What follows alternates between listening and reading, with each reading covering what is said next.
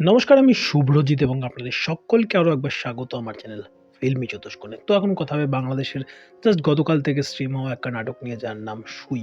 সুই বলে তো যদি কলকাতা ভাষায় বলি তাহলে সেটাকে নিঃসন্দেহে আমরা সুচ বলে অভিহিত করবো। হ্যাঁ, এই সুচ নিয়ে একটা গল্প, যেটা বিভিন্ন সময় বিভিন্নভাবে জনরা শিফট করতে থাকে।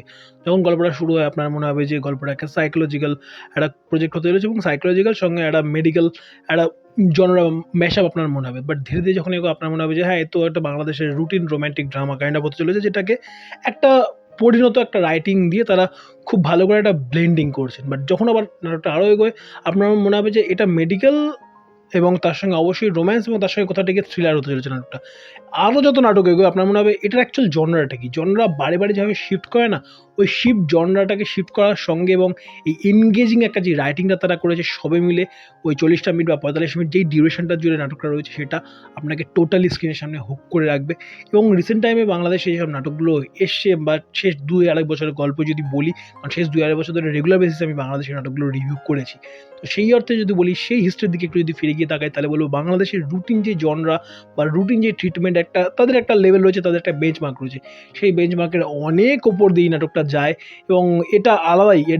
এটা ইটসেলফ ইজ আ কাইন্ড, যেখানে অনেক দিন মনে রাখবার মতো একটা কাজ আমি পেয়েছি ওভারঅল। এবং এই যে জুটি জোবান এবং অবশ্যই তটিনী, এই জুটির এর আগে একটা নাটক আপনাদের অবশ্যই সাজেস্ট করুন। নাটকের নাম হচ্ছে সুহাসিনী। অবশ্যই গিয়ে চেক আউট করুন। নাটকটা নিঃসন্দেহে খুব ভালো। যেরকম একটা সুইটনেস রয়েছে, একটা ইনোসেন্স রয়েছে, এবং একটা college kind of college couple romance রয়েছে, এবং তার সঙ্গে এদের দুজনের পারফরমেন্স দুজনকে দেখতে খুব মিষ্টি লাগে। এবং ওভারঅল ওই নাটকটা ইজ দ্য মাস্ট ওয়াচ। এবং তারপরে তাদের আই থিঙ্ক এই নাটকটা দেখলাম, মাঝে আরও দু একটা দেখেছি, বাট সেরকম মনে রাখবার মতো কিছু পাইনি। বাট এই নাটকটা নিঃসন্দেহে মনে রাখবার মতো একটা জিনিস, যেভাবে একটা ম্যাচুরিটির সঙ্গে হ্যান্ডেল করে, এবং যেভাবে জনরাগুলো শিফট করে, এবং যেভাবে এন্ডিংটা হয়, নিঃসন্দেহে মনে হয় যে হ্যাঁ, কে নেই দেখা তো কিয়া দেখা বস। এই ফিলটা অ্যাটলিস্ট আমাকে দিয়েছে। যারা দেখেছেন অবশ্যই কমেন্ট বক্সে জানান আপনাদের কেমন কি লেগেছে। এবং অবশ্যই তটিনী যত সময় যাচ্ছে উইথ টাইম আমাকে বিশালভাবে যেন সারপ্রাইজ করছেন তার নাটকের স্ক্রিপ্ট চয়েসের দিক থেকে। দেখুন, মেহজাবিন চৌধুরী বহুদিন ধরে বাংলাদেশের নাটকের জনরাতে কাজ করছেন। তার এই সময় দাঁড়িয়ে তার চুজি হওয়াটা সাজে, এবং তাকে ওটা জাস্টিফাই করে। বাট সবে শুরু করেছেন তটিনী কেরিয়ার, সেখানে যে তার যে নাটকের চয়েস বা তিনি যেসব স্ক্রিপ্টে কাজ করছেন, যেন কোথাটা গিয়ে মনে হচ্ছে যে হ্যাঁ, she is the next gen star. এই ফিলটা আমাকে দিচ্ছে তার স্ক্রিপ্ট চয়েসের দিক থেকে। কিছু যে নাটক খারাপ হচ্ছে, বাট সেগুলো এতটাও জ্বলো নয় যে ধরুন নীল আলমগীর বা এরকম যারা সোকল স্টারেরা কাজ করছেন, বাট তাদের স্টার ভ্যালুর পরে শুধুমাত্র শুধু স্টার ভ্যালুটাতে তাদের ফ্যানরা দেখে নেবেন, এই কথাটা গিয়ে জাস্ট তাদেরকে নেগলিজেন্স করে তারা তো দেখেই নেবে যাই বানায়। এই ফিলটা তিনি রাখছেন না। তিনি জানেন যে আমাকে যদি লম্বা রেসে থাকতে হয়, তাহলে আমাকে কন্টেন্ট ড্রিভেন প্রজেক্ট করতে হবে, এবং সেখানে তার রোলটা ভালো থাকছে, এবং তিনি যথেষ্ট পরিমাণে স্পেস পান।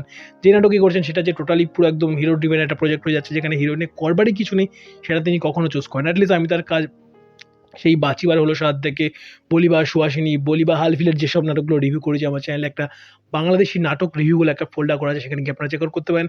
সেখানে দেখবেন, এবং রিসেন্ট টাইমসের যে সকল নায়িকারা উঠে এসেছেন তাদের মধ্যে সবথেকে বেশি ইমপ্রেসিভ লেগেছে স্ক্রিপ্ট চয়েসের দিক থেকে এবং পারফরমেন্স দুটোর যদি একসঙ্গে যদি মিশ্রণ নিয়ে যদি একটা ম্যাচমার্ক ধরি, তবে সেটা তটিনী।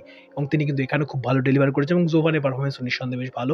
ওভারঅল যদি বলি, বাংলাদেশের ওই রুটিন বাঁধা বা গতে বাঁধা নাটকের জনার মধ্যে থেকেও এটা অনেক বেশি স্পেশাল।